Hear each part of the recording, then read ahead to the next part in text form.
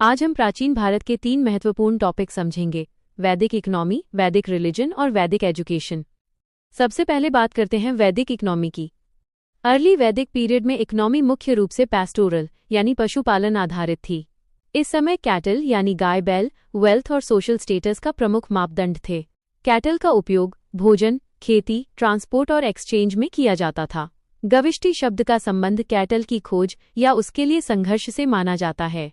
धीरे धीरे एग्रीकल्चर का महत्व बढ़ा और लेटर वैदिक पीरियड में कृषि इकोनॉमी का प्रमुख आधार बनने लगी। यव यानी बार्ली प्रमुख फसलों में था, जबकि बाद में व्रीहि यानी राइस और गेहूं का महत्व बढ़ा। हल और बैलों का प्रयोग किया जाता था तथा कुछ क्षेत्रों में सिंचाई भी होती थी। लेटर वैदिक काल में जंगलों की सफाई और आयरन टेक्नोलॉजी के विस्तार से खेती गंगा यमुना क्षेत्र की ओर बढ़ी। कृषि सरप्लस ने किंगशिप, सोशल डिफरेंशिएशन और उभरते अर्बन सेंटर्स के विकास को मजबूत किया। क्राफ्ट्स में पॉटरी, वीविंग, मेटलवर्क, कारपेंट्री और चैरियट मेकिंग शामिल थे। ट्रेड में बार्टर महत्वपूर्ण था। निष्क, शतमान और कृष्ण जैसे शब्द मूल्यवान वस्तुओं या एक्सचेंज से जुड़े माने जाते हैं। अब बात करते हैं वैदिक रिलीजन की। अर्ली वैदिक रिलीजन मुख्य रूप से नेचर ओरिएंटेड और पॉलिथिस्टिक था। प्रमुख देवताओं में इंद्र, जो वर्षा और युद्ध से जुड़े थे; अग्नि, जो देवताओं और मनुष्यों के बीच माध्यम माने जाते थे; वरुण, जो कॉस्मिक और मॉरल ऑर्डर से जुड़े थे; सूर्य और सोम शामिल थे। धार्मिक जीवन में यज्ञ सबसे महत्वपूर्ण था। इसमें घी, अनाज, सोम और कुछ अनुष्ठानों में पशु बलि जैसी आहुतियां दी जाती थीं। लेटर वैदिक पीरियड में धार्मिक अनुष्ठान अधिक कॉम्प्लेक्स हुए और ब्राह्मणों तथा पुरोहितों की भूमिका बढ़ी। अश्वमेध, राजसूय और वाजपेय जैसे राजकीय यज्ञ राजनीतिक सत्ता और सामाजिक व्यवस्था से भी जुड़ गए। इसके बाद उपनिषदों ने धार्मिक चिंतन को एक नई दिशा दी।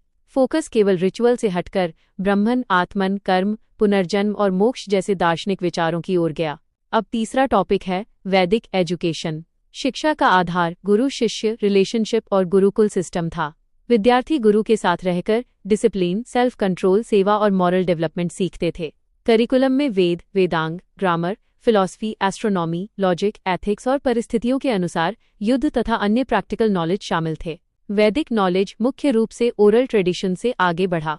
संहिता पाठ, पद पाठ और क्रम पाठ जैसी रेसिटेशन टेक्निक्स ने वैदिक ग्रंथों के सटीक संरक्षण में महत्वपूर्ण भूमिका निभाई।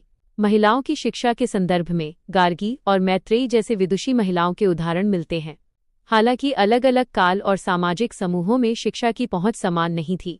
तो यूपीएससी के लिए 3 लाइनें याद रखिए: वैदिक इकोनॉमी पैस्टोरलिज्म से एग्रीकल्चर सरप्लस सोशल चेंज, वैदिक रिलीजन नेचर वर्शिप से रिचुअलिज्म उपनिषदिक फिलॉसफी, और वैदिक एजुकेशन गुरुकुल और ओरल ट्रेडिशन नॉलेज, डिसिप्लिन और कैरेक्टर फॉर्मेशन। धन्यवाद।